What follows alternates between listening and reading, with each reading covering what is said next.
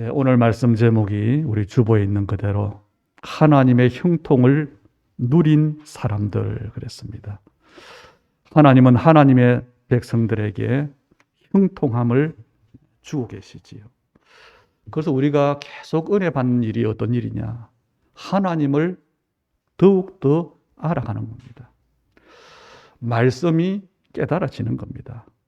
그렇게 해서 정말 내가 누군지를 아는 겁니다. 나에 대한 하나님의 계획을 아는 겁니다. 하나님의 원하시는 것이 뭔지를 알면 거기에 하나님은 하나님의 모든 것을 주시게 되어 있지요. 우리의 믿음이 바로 그 믿음인데 그것을 우리는 언약적 믿음이라 그럽니다. 그런데 사람마다 정도가 달라요. 하나님을 아는데 하나님을 아는 정도가 다릅니다.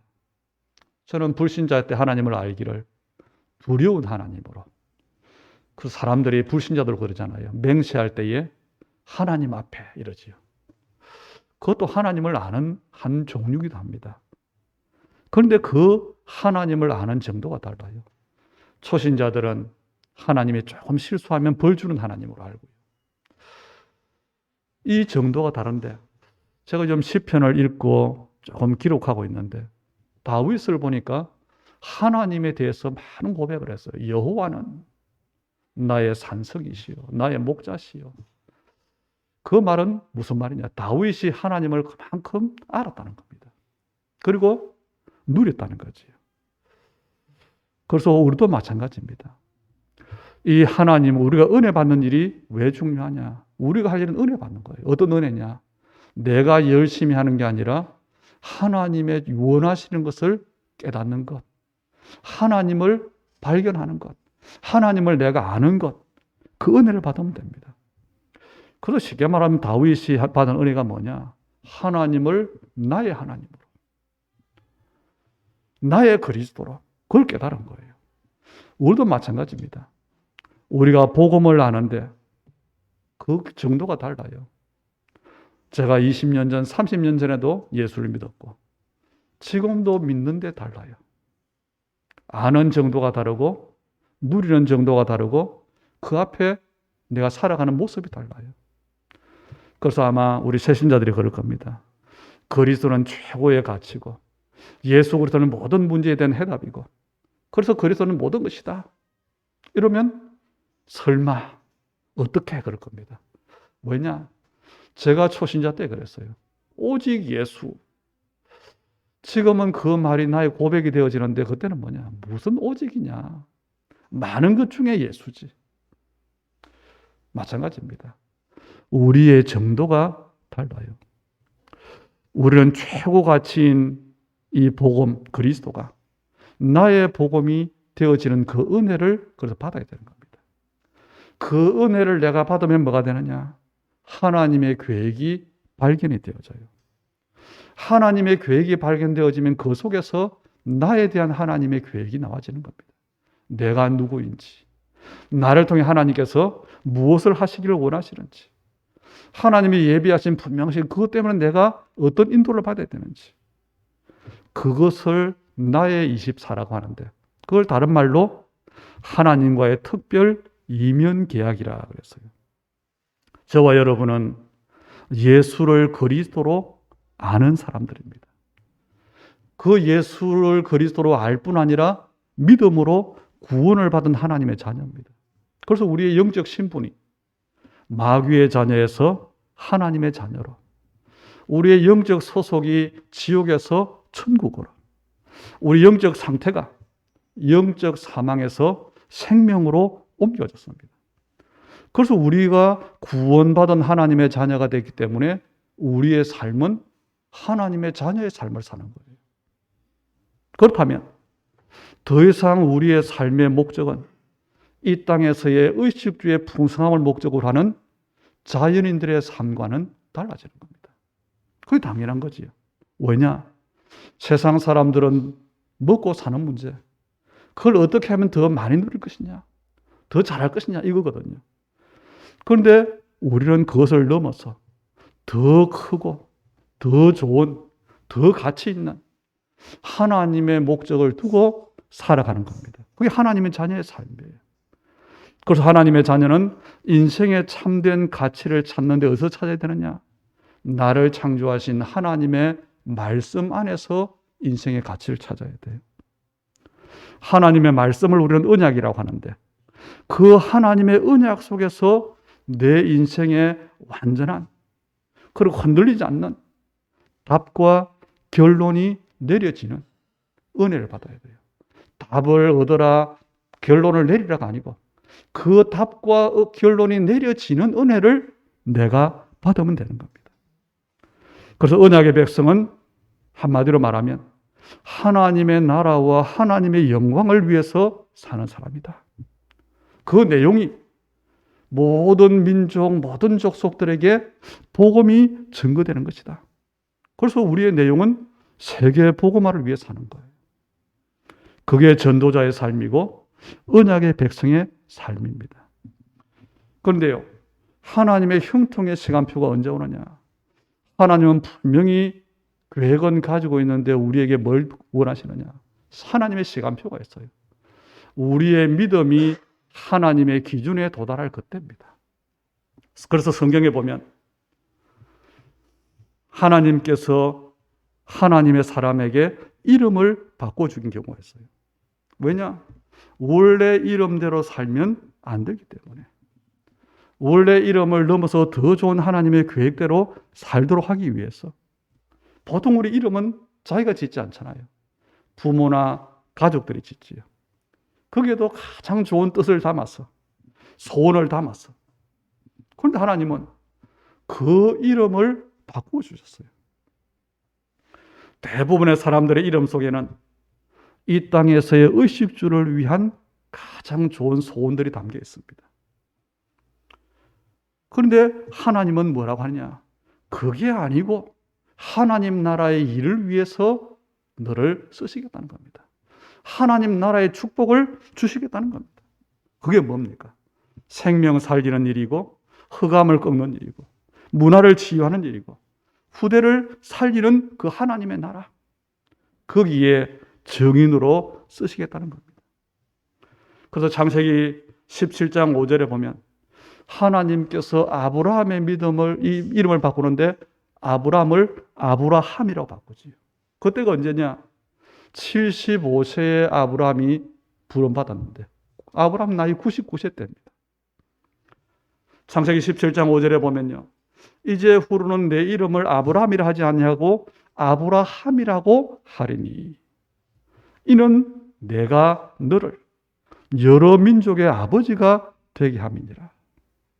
이름을 바꾸고 그 이름대로 하나님께서 아브라함에게 축복하시겠다는 겁니다.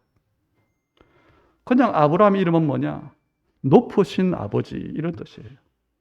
족장 사회이기 때문에 그 집안의 가장 높은 어른, 그런 의미가 아브라함입니다. 그런데 똑같은 사람인데 이름을 바꾸셔요. 아브라함이라고 하겠다.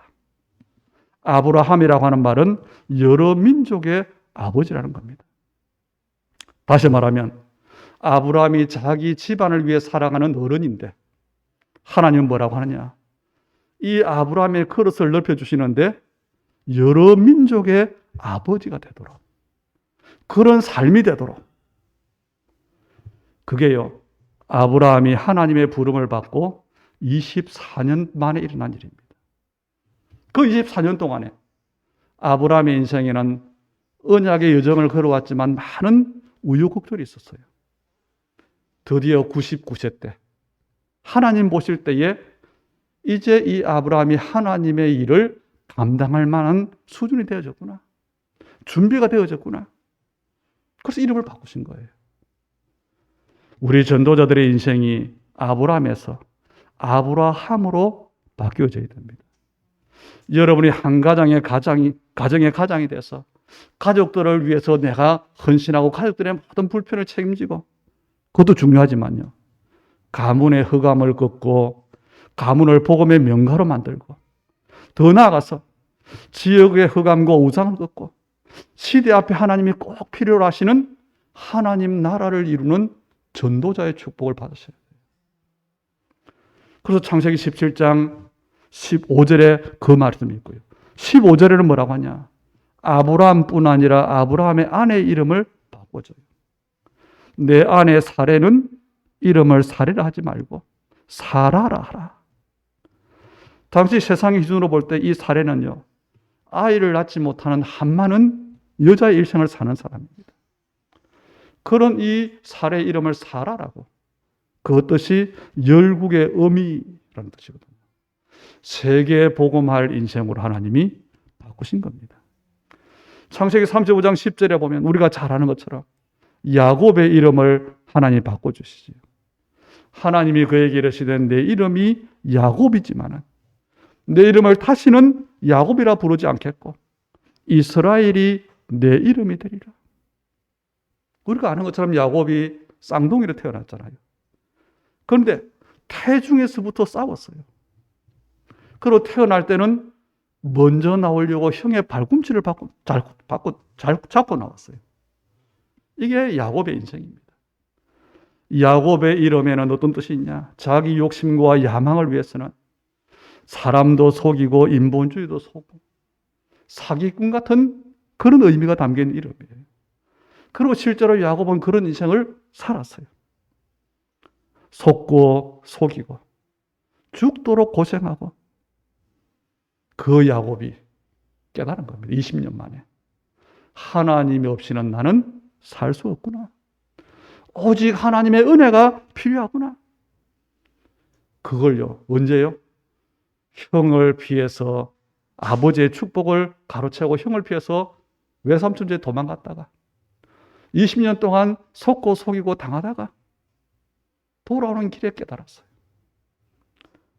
그때 하나님은 이름을 바꾸신 겁니다. 이스라엘의 이름의 뜻은 하나님과 겨루어서 이겼다라고 하는 뜻이 있지요. 지금 이스라엘 나라가 바로 야곱의 이름에서 온 겁니다. 야곱의 아들 12아들이 이스라엘 12지파가 되고 다시 말하면 세계 복음하는 믿음의 조상이 되어진 거지요. 언제입니까? 오직 하나님의 은혜라 해야 되는구나. 그걸 깨달았을 때 우리의 단어로 말하면 오직 그리스도, 오직 하나님의 나라가 내 인생의 가장 중요한 해답이요, 목적이요, 이유라고 결론 내렸을 때 그때부터 달라지는 겁니다. 야곱의 인생을 사는 게 아니라 이스라엘의 인생으로. 이 땅에는 세상의 인생을 사는 사람도 있습니다. 세상적인 인생. 그리고 종교적인 인생을 사는 사람이 있습니다. 그리고 언약적 인생을 사는 사람이 있습니다.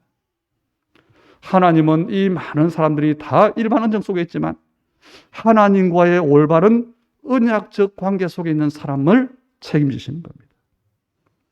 하나님과의 언약적 관계에 있지 않은 사람은 하나님께서 벌을 내리시는데 어떤 실수에 대한 처벌이 아닙니다. 하나님의 가장 큰 형벌이 뭐냐? 유기하는 거예요. 방임하는 거예요. 다시 말하면 내버려 두는 겁니다. 그래서 당장 죄를 짓는데 당장 벌이 내리는 게 아니에요. 자기 마음대로 살도록 내버려줘요. 돈을 따라 살고 명예를 따라 살고 권력을 따라 살고 쾌락을 따라 살고 그렇게 열심히 자기 나름대로 살아갑니다. 그 안에서 성공할 수도 있습니다. 실패할 수도 있습니다. 그러나 결국 그 인생은 하나님이 내버려 두시는데 결국은 죽음과 심판과 지옥이 그 결말이라는 겁니다.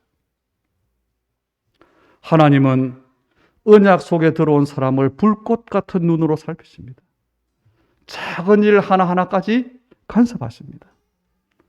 그리고 인도하십니다. 그리고 언약의 이유를 가지고 응답하시고 축복하십니다. 그게 하나님의 함께 하시는 거예요. 그게 형통입니다. 저는 시편을 보면서 참 다윗의 믿음이 위대하구나. 그렇게 다윗이 많은 하나님을 고백할 만큼의 문제가 왔다는 것, 그 고백이 있다는 것은요, 그만큼 다윗에게 많은 어려움도 있었다는 이야기입니다. 왜 하나님이 나의 산성입니까? 자기의 대적들 때문에 피해야 돼요. 우리가 중요한 은혜를 봐야 됩니다. 창세기 37장에 보면요, 요셉의 별명이 꿈꾸는 자였어요. 형들이 요셉을 부를 때에 꿈꾸는 자가 오는도다.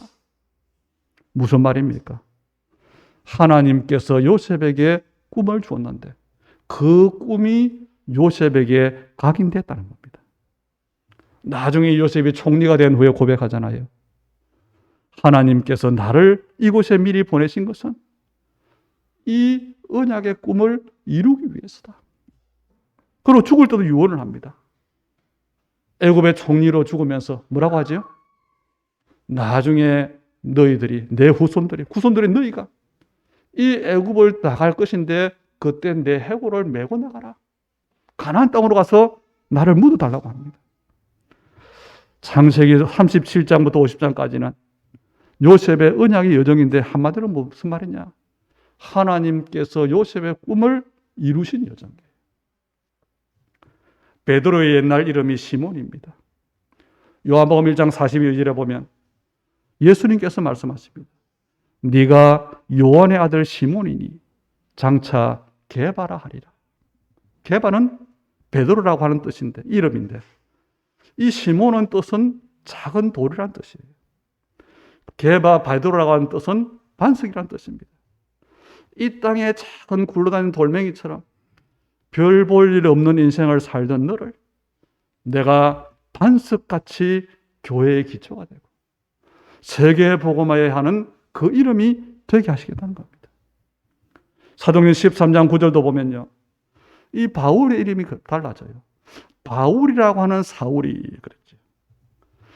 그래서 그 이전에 보면 이 바울이 뭐죠? 사도행전 9장만 봐도 사울이라고 하는 이름이 나옵니다.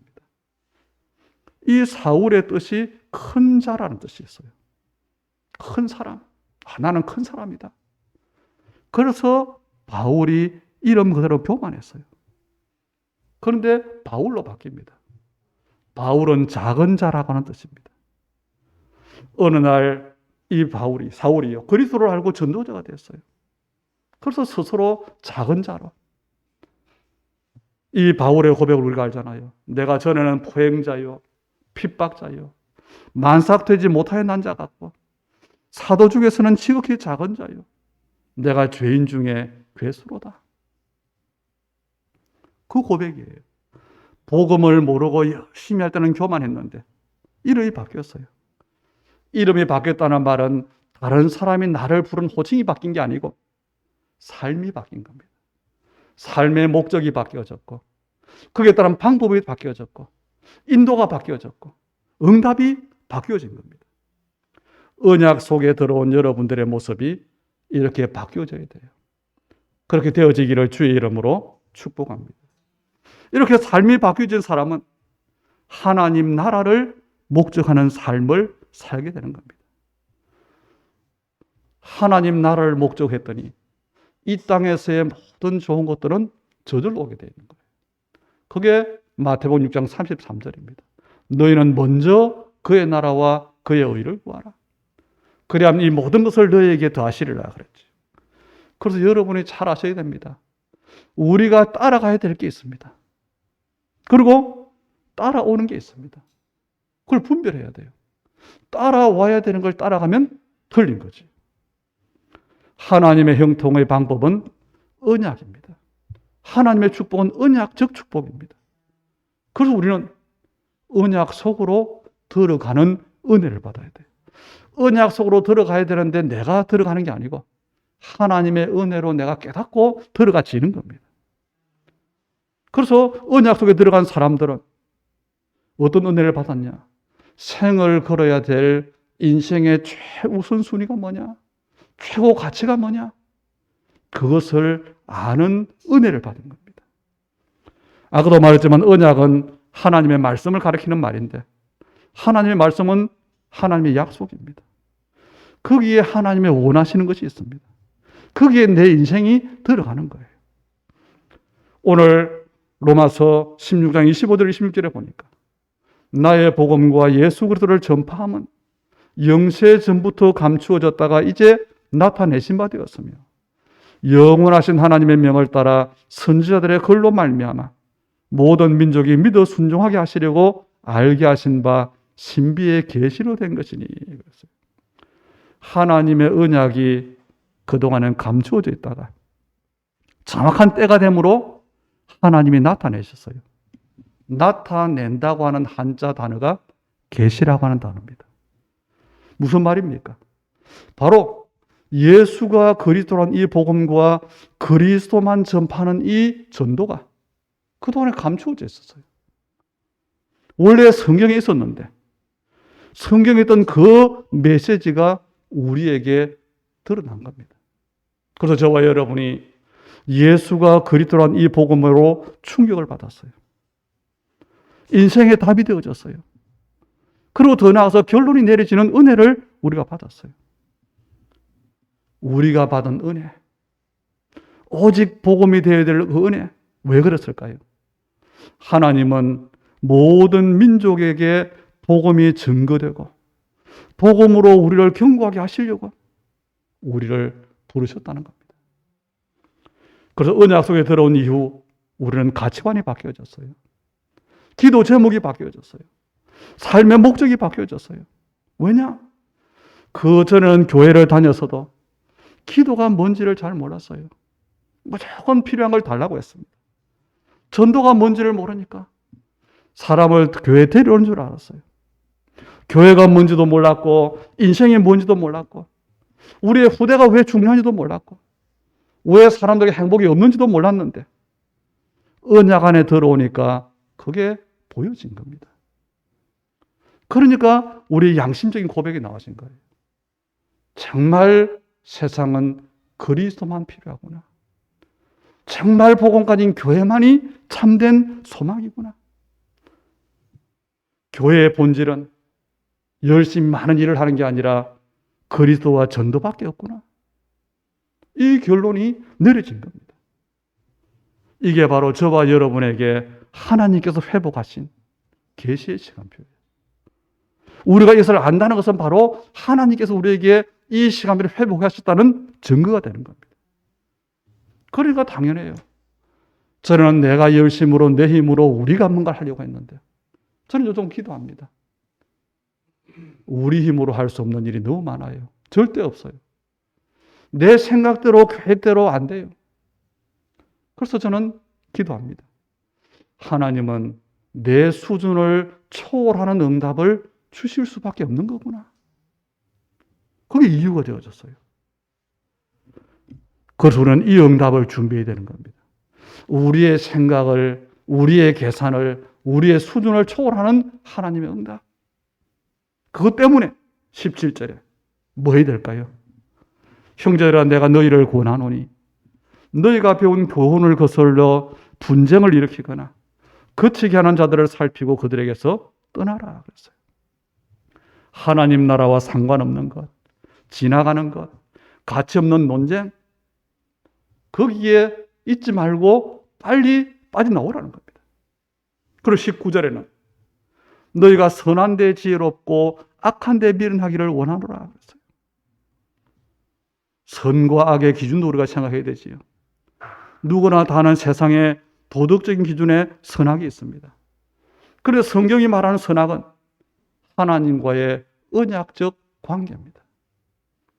하마르티아라고 하는 단어를 여러분 들어보실 겁니다. 그게 창세기 3장에 처음 쓰여졌어요. 죄라고 하는 단어입니다. 화살이 관역을 향해 날아가는데 빗나갔다는 뜻이 있어요. 다시 말하면 하나님께서 우리 인간에게 원하시는 목표가 있는데 거기에서 벗어난 겁니다.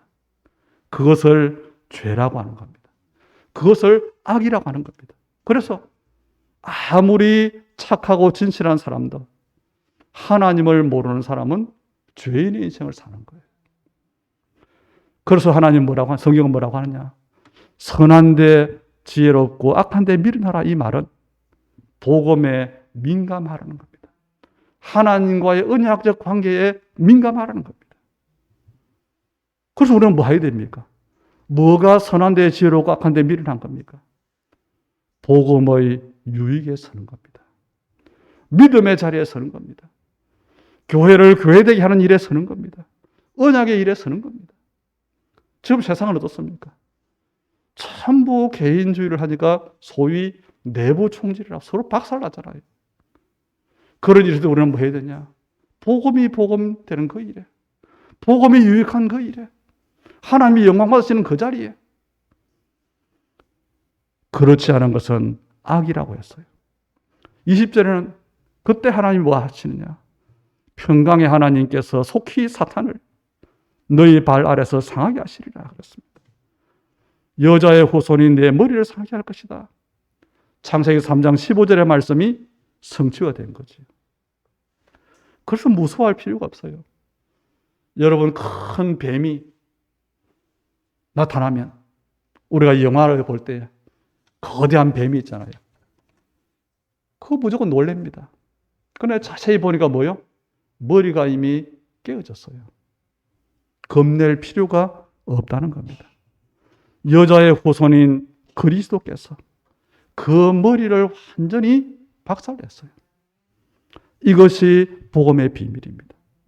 그래서 정말로 복음을 알면, 그리스도로 답을 얻으면 아무것도 문제될 것이 없고 염려할 것이 없습니다. 그래서 하나님의 언약에서 가장 중요한 정리가 뭐지요? 그리스도 하나님의 나라예요. 이것보다 더 큰 가치는 이 땅에 없습니다. 여기에 내 인생을 걸 수밖에 없는 그 은혜를 받으면 돼요.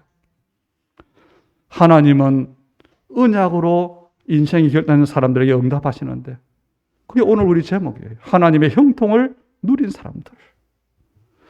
로마서 16장에는 이름으로만 한 35명, 그 외에 가족, 친척, 대명사로 나온 사람들까지 합하면 약 40,000명 이상의 사람들이 나옵니다. 이 사람들이 누구냐? 하나님의 형통을 누린 사람들입니다. 다른 말로 하니까 이 사람들이 은혜를 받았는데 하나님의 나에 대한 계획이 뭔가를 찾은 사람들이에요. 다른 사람과 다른 나만의 하나님에 대한 계획, 그걸 우리는 특별 이면 계약이라 그럽니다. 이 사람들은 모습이 다 다릅니다. 높은 사람, 낮은 사람, 잘 사는 사람, 못 사는 사람, 힘 있는 사람들이 다 있는 게 아니에요. 평범한 사람이 많고 그중 연약한 인생도 있고, 그런데 그 이름이 성경에 기록되었어요. 그 말은 하나님의 나라에 쓰임받았다는 이야기입니다. 이 사람들의 삶이 영웅적이다, 인간적으로 어렵다, 위대한 일을 했다, 그게 아니에요. 이 사람들이 쓰임받은 이유, 하나님의 언약으로 완전히 결론 내렸어요. 하나님께서 하나님 나라의 일에 이 사람들을 쓰신 겁니다. 그 사람들에게 붙은 별명들이에요. 그게 이면 계약의 내용입니다. 세상적으로도 종교적으로도 이런 사람들이 있었죠. 보호자, 동력자, 수고하는 자, 인정받는 자. 세상적으로도 있었습니다. 저는 좀 부러운 게요, 제가 목사로서 참 제자다, 이런 뭔가 좀 말도 통하고 그런 게 없는 것 같아요. 저는 역사 속에 볼 때에 참 복음이 아닌데 제자 중에 제자가 누구냐? 전두환 씨예요. 그 밑에 있는 사람들이 생명 걸고, 야, 이 사람이 뭔가 복음이 아니어서 그렇지 제자는 확실하구나, 남겼구나, 그렇게 생각을 해요.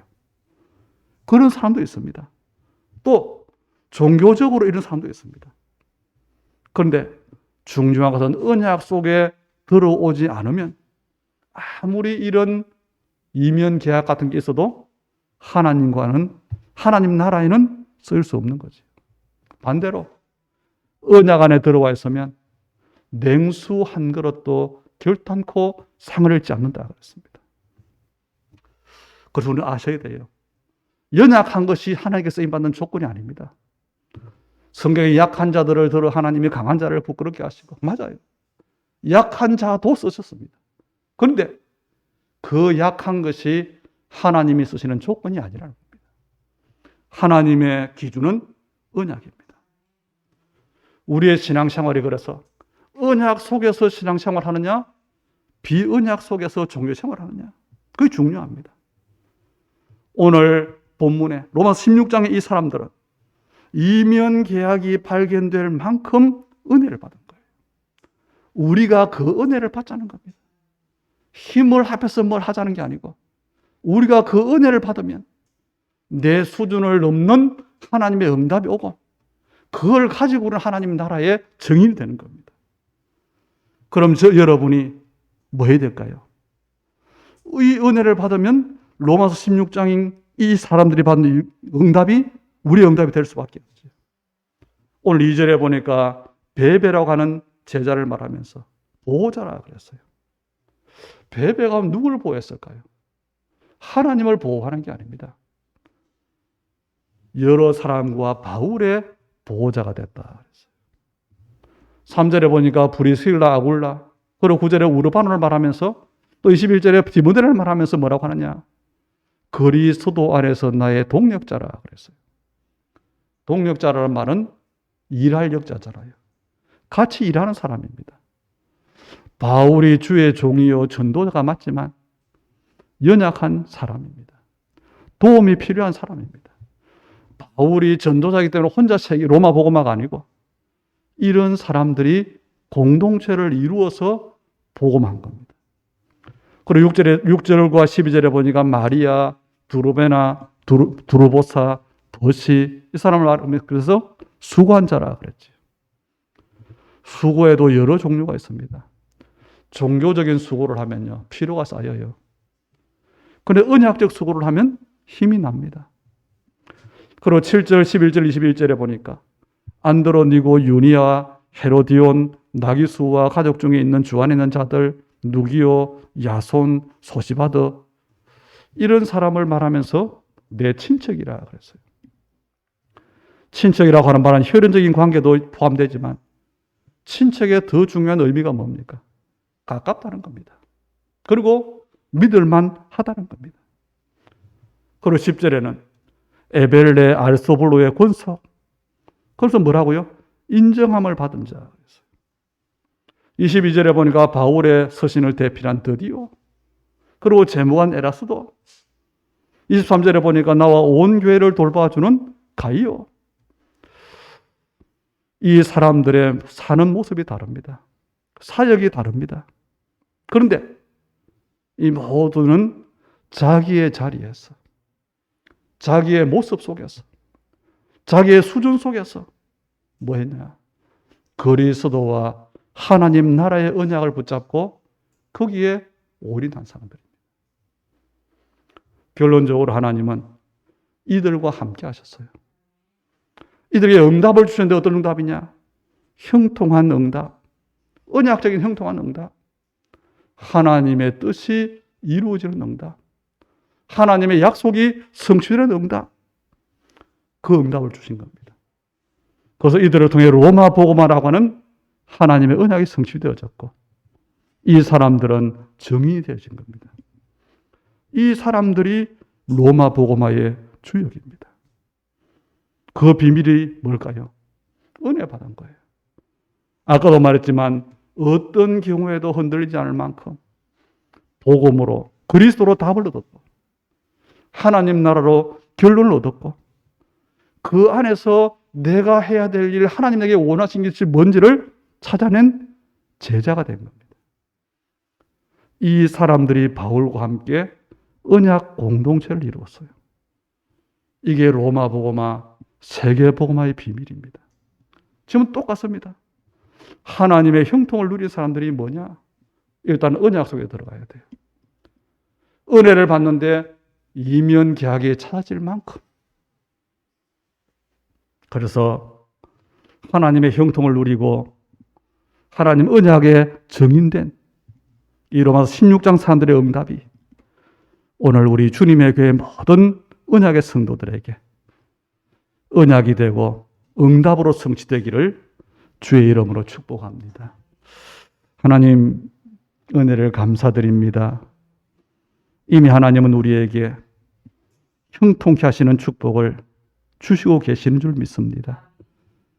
언약을 확인하고 언약 안에 있는 나를 점검하고 그래서 언약적인 참된 확신과 자부심을 회복하게 하시고 성령의 조명하심으로 선포되는 말씀이 깨달아지게 하시고 우리의 한 사람 한 사람에게 언약이 되며 응답으로 성취될 수 있도록, 그래서 우리의 여정을 두고 우리의 시간표를 두고 우리 주님의 교회를 두고 우리의 사람의 생각, 기준, 능력으로 절대 불가능이지만 237 나라와 5천 종족을 두고 후대를 두고 하나님의 나라의 정인되도록 축복해 주시옵소서. 오늘 우리의 마음을 담아드리는 예물을 주님 연락해 주시되 우리의 기준이 치유되게 하시고 우리의 준비가 하나님의 응답 앞에, 형통케 하신 하나님의 인도 앞에 온전히 준비되도록 축복해 주시옵소서. 우리 전도자들 개인들에게 하나님 위에 주시는 건강으로 그들의 일과 삶과 업에 하나님 나라의 이유 있는 빛의 경제로 우리의 자녀와 우리의 모든 만남을 두고 제자와 렘넌트를 응답으로 주님 축복해 주실 뿐 아니라 정말 복음을 복음되게 하는 시대적인 하나님의 요청 앞에 주님이 기뻐하시는 교회로 인도해 주시옵소서. 여기에 필요한 경제가 오늘 우리 예물 드린 언약의 사람들의 손에 복음의 이유 때문에 아브라함이 열국의 아비의 축복을 주신 것처럼 세계 복음할 만큼 축복해 주시옵소서. 예수님 이름으로 기도하옵나이다. 아멘.